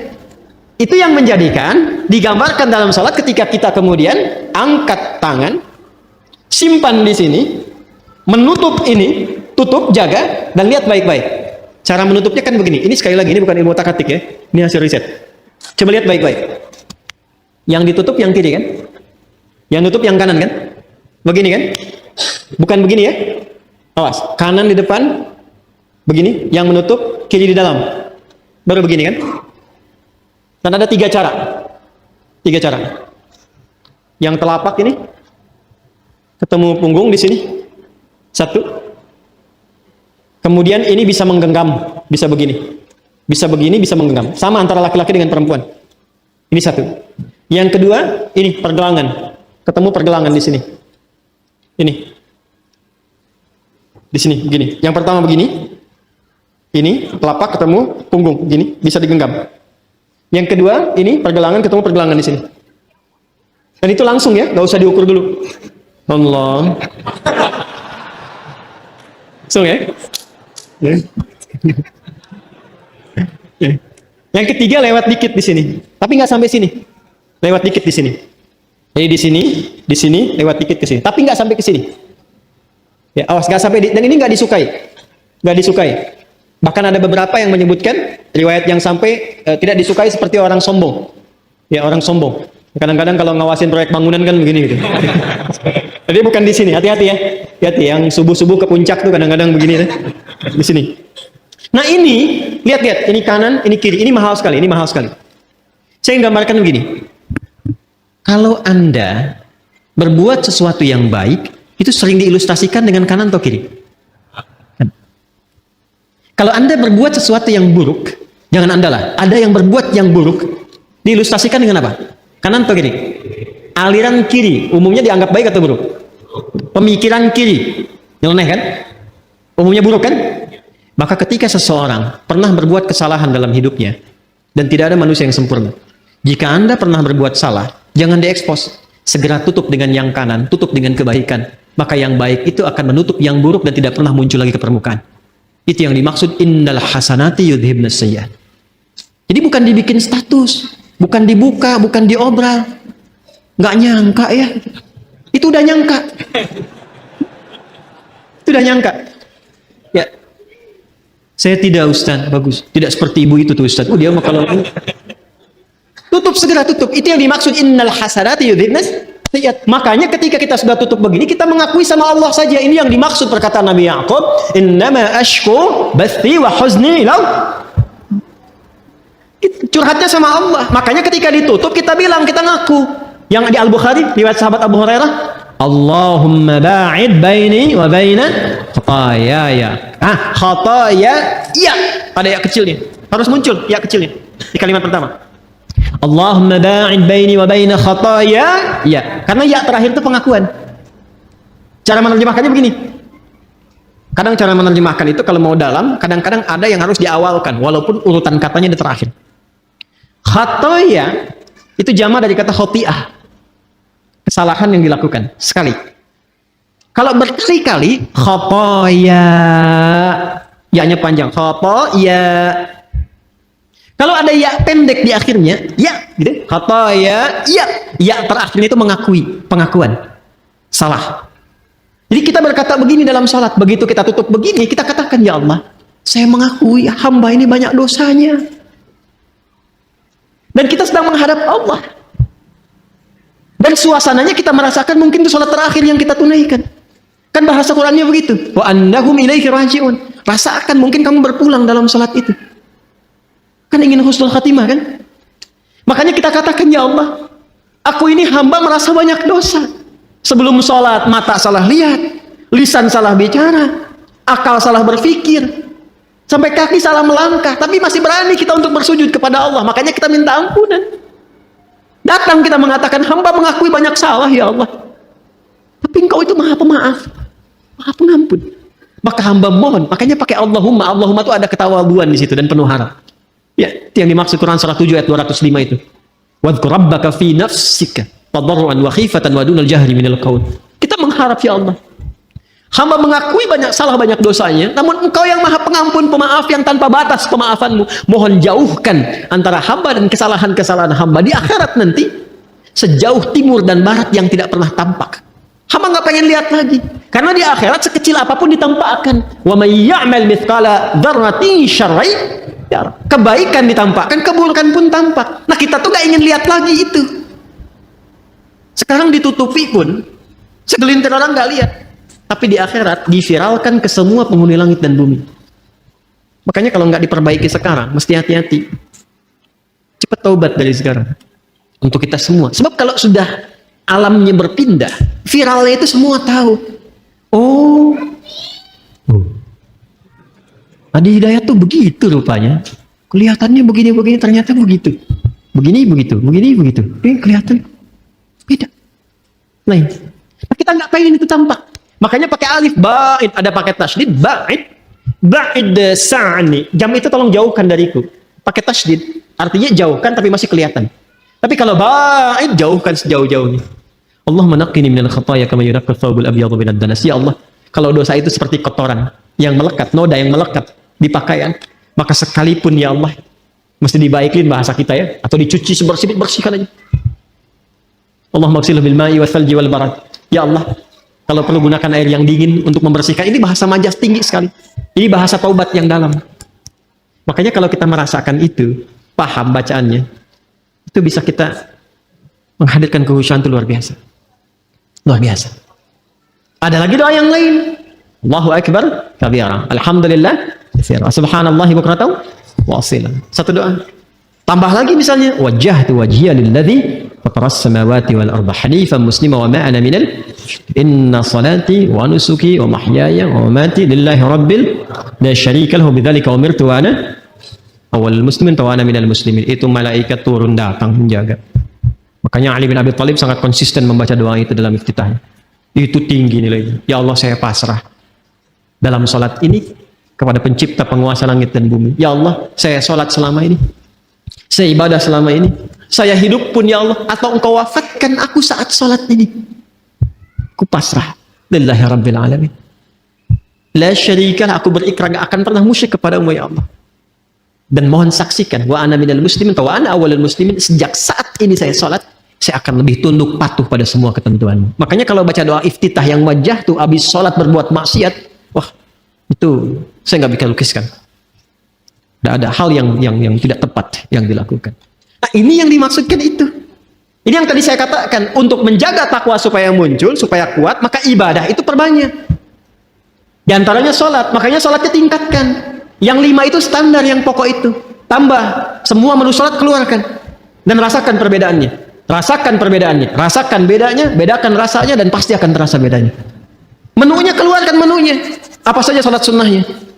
Ya, dari mulai pagi, siang, sore, sampai ke malam. Lalu saya sih menyarankan pada diri saya dan mengajak pada teman-teman, sepanjang hidup, berusahalah semua menu sholat pernah ditunaikan. Ya, berusahalah. Rinci dulu. Minimal walaupun cuma sekali misalnya yang sunnah. Ketika dihisab di hari kiamat, alhamdulillah rapat kita bagus. Semua jenis sholat pernah kita kerjakan. Ya, sholat jenazah pernah? Halo, kenapa begini? Jenazah pernah? Itu langka itu, ya. Makanya kalau ada sempatkan, kalau memungkinkan. Makanya pahalanya tinggi, 1 qirat sebesar gunung. Dan sholat-sholat yang lainnya maksimalkan. Nah, apalagi yang lainnya, semua jenis ibadah. Baca Quran ibadah tidak? Ibadah. Makanya Quran itu tembusnya langsung ke jiwa. Wa syifaa'un lima fis sudur. Mana Qurannya? Syifaa'un lima fis sudur. Sedangkan setan tugasnya memberikan waswas. Alladzi waswisu fi sudur linnas. Lawan dari itu apa? Quran. Makanya kalau orang rajin baca Quran, bacanya benar, setan menjauh. Menjauh setan. Apalagi misalnya infak. Infak itu untuk melapangkan jiwa. Berbagi itu bisa melapangkan hati. Sama dengan memaafkan orang lain. Memaafkan, menahan amarah. Sama dengan infak itu kalau nggak lapang hatinya, nggak mungkin bisa berbagi. Makanya infak itu disandingkan dengan menahan amarah dan memaafkan orang. Itu satu sandingan di Ali Imran ayat 134. Alladzina yunfiquna fis sarra'i wad dharra'i wal kadhiminal ghaidha wal 'afina 'anil wallahu yuhibbul muhsinin. Dan itu ciri orang takwa. Karena ayat 133-nya berbicara tentang ciri orang takwa. Kan Anda tulis tadi, Quran surah 3 ayat 133 sampai 134. Wasari'u ila maghfiratin mir rabbikum wa jannatin 'arduhas samawati wal ardu u'iddat lil. Siapa orang takwa yang punya surga seluas langit dan bumi ini? Dikasih surga seluas langit dan bumi, lapang sekali. Bagi siapa? Bagi orang yang lapang hatinya. Apa cirinya? Gemar berbagi, bisa memaafkan, menahan amarah. Itu latihan. Latihan. Dan pada akhirnya kita berpikir tentang akhirat. Jadi merenungkan tentang akhirat, tentang kematian, kita akan pulang dan sebagainya. Itu bisa memperkuat jiwa takwa kita. Sehingga itu yang membuat kita gemar ibadah. Kan bekal akhirat itu ibadah. Ya kan?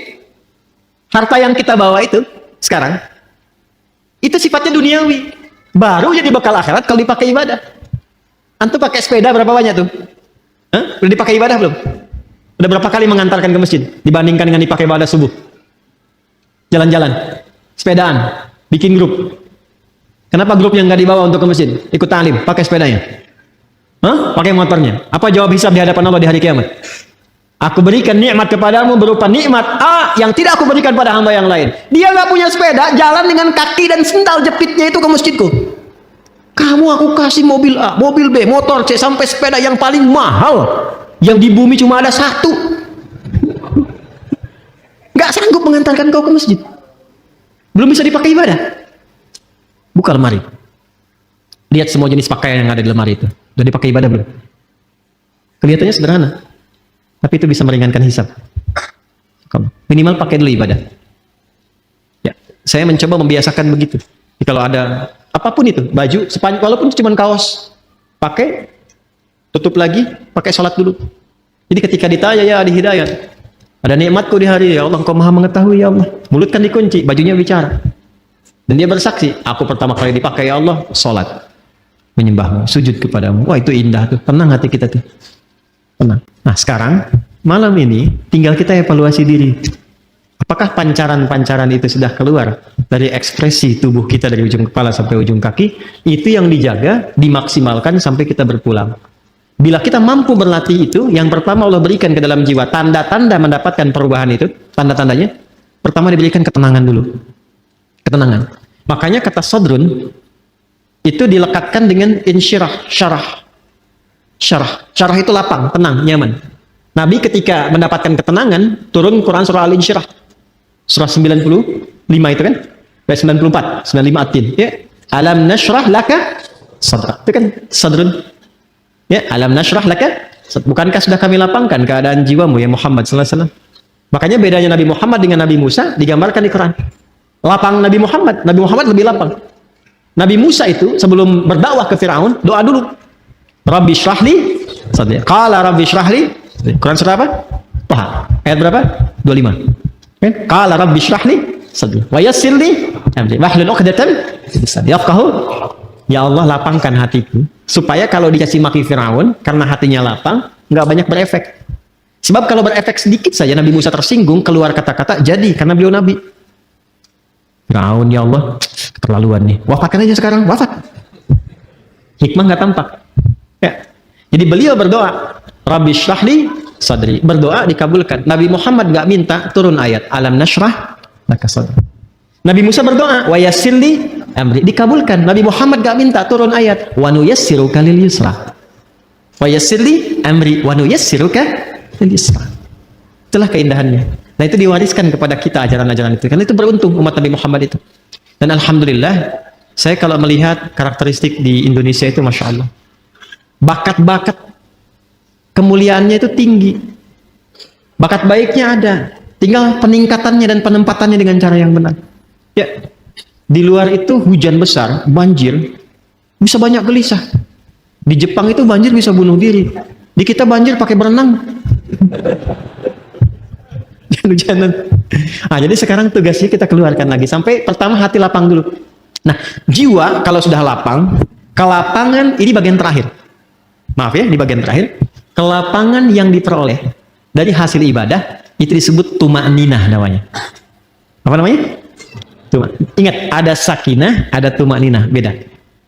Sakinah itu kelapangan yang diperoleh setelah masalah itu hilang. Sedang ada masalah nih, tuntas masalahnya. Biasanya kalau masalah selesai, hati lapang kan? Nah, kelapangan hati setelah masalah itu hilang, itu disebut sakinah namanya. Ya, iya. Ibu berharap sakinah di rumah tangga? Bapak, teman-teman berharap sakinah di rumah tangga? Samara itu kan sakinah, mawadah, dan rahmah. Ingin dapat sakinah? Nah, berarti ingin punya masalah. Nanti setelah hilang itu, ada ketenangan, itulah sakinah. Tumaninah beda, ketenangan yang diraih lewat proses ibadah. Karena itu dalam sholat, kita kenal ada tumaninah, bukan sakinah. Coba lihat, ada tumaninah dalam ruku ada? Tumaninah dalam sujud ada? Maksudnya apa? Ruku sampai tenang. Ingat, ini kadang, mohon maaf, saya tidak bermaksud menyalahkan. Hanya mungkin kurang lengkap dalam memahami. Ya, hatta tatma'inna raqi'an, sampai kamu tenang dalam ruku itu. Maksudnya begini, ruku, Sampai merasakan ketenangan. Darah mengalir dulu, enak. Sudah posisi yang enak, baca doa, doanya teresap dalam jiwa. Sudah dapat ketenangan itu baru bangkit i'tidal. Makanya Nabi itu kadang-kadang rukunya lama. Tapi proporsional kalau sedang sholat berjamaah. Sangat proporsional. Itu yang dimaksudkan. Latihan-latihan tumakninah itu yang dilakukan dalam ibadah, itu nanti akan melahirkan ketenangan kepada kolbu. Sifatnya nanti terbawa, kolbunya itu menjadi tenang. Itu yang dimaksud Quran surah 13 ayat 28. Ala bidzikrillahi tatmainnul. Yakinkan pada dirimu, semakin banyak zikirnya, hati menjadi tenang. Dan semua ibadah itu di Quran disebut zikir. Salat disebut zikir, Quran surah ke-20 ayat 14. Wa aqimis salata lidzikri. Baca Quran disebut zikir karena Qurannya pun zikir. Quran surah 15 Al-Hijr ayat 9. Inna nahnu nazzalna dzikra wa inna lahu lahafidhun. Menghafal Quran disebut zikir. 4 kali disebutkan. Quran surah 54 ayat 17, 22, 32, 40. Walaqad yassarnal Qur'ana lidzikri fahal min muddakir. Berdoa disebut zikir. Makanya kalau kita sedang berdoa, hati cenderung lebih tenang. Punya masalah, terus kita berdoa. Bukankah setidaknya ada ketenangan dalam jiwa? Karena itu doa disebut zikir. Quran surah 7 ayat 205. Wadhkur rabbaka fi nafsika. Ya, tadarruan wa khifatan wa dunal jahri minal qaul. Ba'da salat kita zikir kan? Subhanallah, alhamdulillah, Allahu akbar, sampai tenang itu. Ya kan? Itu ada di Quran surah 4 ayat 103. Fa idza qadaytumus salata fadhkurullaha qiyaman wa qu'udan wa 'ala junubikum. Itu zikir. Apa manfaat zikir? Ala bi dzikrillah tatmainnul qulub. Kolbunya menjadi tenang. Ketika kolbu tenang, nafas ikut tenang karena nafas itu ada dalam kolbu. Maka sifat nafasnya akan berubah. Latihannya tumakninah. Ketika sering tumakninah, maka sifat tumakninah akan melekat kepada nafas. Maka berubahlah sifat nafas menjadi mutmainnah. Kalau ini dijaga sampai meninggal, sampai pulang, itu panggilannya tinggi di sisi Allah, dihargai betul kita. Dan dipanggil ketenangan jiwa itu. Maka turunlah Quran surah ke-89 ayat 27 sampai 30 itu. Ya ayyatuhan nafsul mutmainnah. Irji'i ila rabbiki radiyatan mardiyah. Fadkhuli fi ibadi wadkhuli jannati. Jannah di situ mau yang mana? Kata Allah, jadi bagian hambaku masuk surgaku. Nah, surga yang kita harapkan itu, yang dipanggil oleh Allah, ditampakkan kan di hari kiamat tuh, bukan sekedar hari kiamat, saat sakaratul maut tuh ada yang ditampakkan oleh Allah. Makanya Sayyidah Asyiyah radhiyallahu taala anha, ya kan, rahimahullah, istrinya Firaun, itu kan di akhir sakaratul mautnya, saat beliau diancam siksa oleh Firaun itu, apa yang terjadi dan diabadikan di Quran kan? Rabbi ibnili, mana Qurannya? Baitan indaka fil jannah wa najjini min fir'aun wa amalihi. Ya Allah, bangunkan aku satu rumah di surga. Ya, ya Allah, aku ridha, aku berislam di tengah-tengah banyak ancaman dan hukuman bahkan siksaan sekarang. Aku ridha ya Allah. Aku ridha, aku menerima semua itu sepanjang itu adalah bagian dari ketentuan. Mohon dengan segala ketulusan dan keridhaan perjuangan ini, berikan aku satu rumah di surga. Ditampakkan langsung. Makanya ketika ditampakkan senyum, riwayatnya kan begitu. Ya, riwayatnya kan begitu. Coba lihat di kitab Al-Bidayah wa Nihayah itu, jilid yang kedua. Ada 21 jilid yang kedua. Itu kisahnya Nabi Musa dan turunannya. Itu senyum. Makanya ketika senyum itu diperlihatkan itu. Ketika senyum, komen Firaun. Kita langsung dislike. Apa komennya? Ih, perempuan mau disiksa kok senyum. Firaun nggak tahu apa yang dia lihat pada saat itu. Maka ditampakkanlah kenikmatannya, tenang, senyum. Ketenangan itu yang menjadikan pulangnya tak terasa. Seperti rambut yang ditarik dari adonan yang sangat lembut itu. Halus. Ya kan? Ada yang lagi tiduran, tiba-tiba tidur untuk selamanya. Hati-hati yang lagi tiduran. Yang lagi baca Quran, ada yang lagi sujud meninggal. Ya kan? Ya, luar biasa tuh. Nah, itu yang dimaksudkan. Jadi semua nyambung. Nah, fadkhuli jannati, masuk ke surgaku. Surga yang mana yang dimasuki? Itu bergantung pada latihan ibadah kita untuk membentuk karakter nafsu mutmainnah tadi. Makanya orang-orang yang masuk surga Firdaus pun latihannya nggak jauh dari sholat, dari zakat, menahan nafsu. Coba lihat Quran surah ke-23 tadi, ayat 1 sampai 11. Qad aflahal mu'minun. Siapa itu? Alladzina hum fi sholatihim walladzina hum 'anil lagwi mu'ridun walladzina hum lizakati. Berbagi latihan sholat itu sampai ulaika humul warithun alladzina yarithunal firdausa hum fiha khalidun. Anda menulis di taman surga, Quran surah 51 tadi, ayat 15 sampai 23. Apa amalannya? Innal muttaqina fi jannatin wa 'uyun akhidina ma atahum rabbuhum innahum kanu qabla dzalika muhsinin. Apa amalannya? Kanu qalila minal laili ma yahjaun. Salat wa bil asharihum yastaghfirun, dzikir wa fi amwalihim haqqul lis-sa'ili wal mahrum, berbagi. Itu enggak jauh. Makanya hidup tuh itu aja yang dikeluarkan. Keluarkan kurikulum surganya, konsisten ikuti sampai meninggal, enggak susah.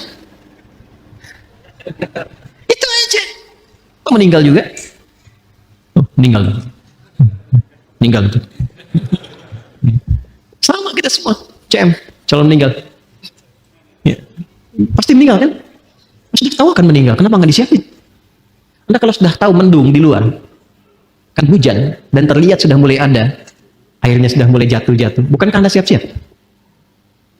Manusia ini kadang-kadang aneh gitu, logika berpikirnya. Udah tahu mau meninggal, tapi nggak siap-siap buat meninggalnya. Dan kita ini beruntung jadi muslim, karena sebelum meninggal sudah dikabari bekal-bekal untuk persiapan meninggal. Dan diinfokan alam setelah meninggal. Temukan dimanapun, Anda nggak akan temukan keterangan bab-bab tentang pasca kematian. Ada apa, tahap stepnya kemana, bagaimana hasilnya, dan seterusnya. Alhamdulillah, segala puji hanya milik Allah yang telah memberikan kita kesempatan untuk mendengarkan dan merenungkan ceramah yang penuh dengan hikmah ini. Pada kesempatan kali ini, kita telah menyimak bersama penjelasan Ustadz Adi Hidayat mengenai kehidupan yang penuh dengan ketenangan, takwa, dan tujuan yang jelas dalam menghadapi setiap ujian hidup. Betapa pentingnya bagi kita semua untuk menjalani hidup dengan penuh kesadaran bahwa setiap masalah yang datang adalah ujian dari Allah, dan sejatinya tiap ujian dalam hidup memiliki tujuan yang baik. Ujian hidup ini bukan untuk membuat kita terjatuh, tetapi untuk membentuk kita menjadi pribadi yang lebih kuat, lebih sabar, dan lebih dekat dengan Allah. Dari ceramah Ustadz Adi Hidayat, kita diajarkan untuk membangun keyakinan diri dalam menghadapi setiap ujian. Allah tidak akan memberikan ujian yang melebihi kemampuan hambanya, dan setiap ujian yang datang pasti memiliki solusi yang sudah Allah siapkan. Ini adalah bagian dari kasih sayang Allah kepada kita. Allah tidak akan membiarkan hambanya tanpa pertolongan, karena Allah Maha Pengasih dan Maha Penyayang. Ustadz Adi Hidayat juga menjelaskan dengan sangat jelas tentang konsep takwa. Takwa bukan hanya sekedar menjalankan ibadah ritual seperti salat, tetapi takwa adalah sebuah kualitas hidup yang mencakup sikap kita dalam berinteraksi dengan sesama, menjaga kehormatan diri, dan selalu berusaha untuk memperbaiki diri. Takwa adalah akumulasi dari sifat-sifat baik yang dimiliki oleh setiap manusia yang berusaha untuk mendekatkan diri kepada Allah. Takwa menjadikan kita lebih sabar dalam menghadapi tantangan, lebih rendah hati dalam kehidupan sosial, dan lebih ikhlas dalam menerima segala ketentuan Allah. Bahkan, dalam menghadapi masalah besar sekalipun, kita tidak perlu takut atau khawatir. Ketenangan yang sejati hanya datang ketika kita benar-benar yakin bahwa kita dapat menyelesaikan masalah tersebut dengan bantuan Allah. Ketika kita mengikuti petunjuk Allah, kita akan menemukan kedamaian dalam setiap langkah kita.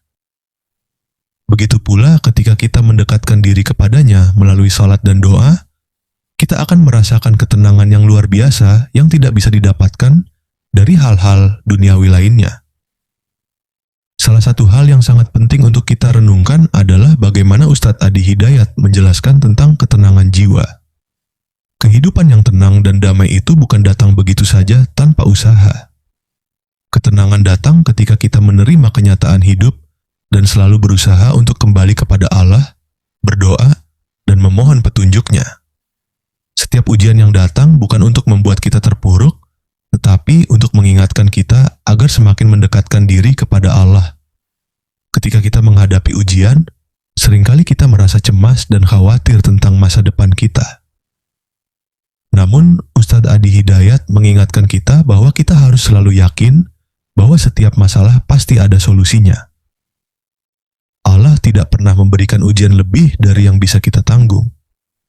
Dengan keyakinan ini, kita dapat lebih mudah menjalani hidup dengan tenang dan tidak terjebak dalam kegelisahan. Melalui ceramah ini, kita juga belajar bahwa hidup ini bukan hanya tentang mengejar materi dan kesenangan duniawi, tetapi tentang bagaimana kita bisa memperbaiki diri dan menjalankan misi hidup kita di bumi ini sesuai dengan petunjuk Allah. Ustadz Adi Hidayat menjelaskan bahwa kita diutus ke dunia ini untuk memakmurkan bumi dan melaksanakan ibadah dengan penuh keikhlasan. Setiap tugas yang kita emban di dunia ini adalah bagian dari ibadah kita kepada Allah. Bahkan, pekerjaan sehari-hari yang kita lakukan, jika niat kita benar dan sesuai dengan petunjuk Allah, bisa menjadi ladang pahala.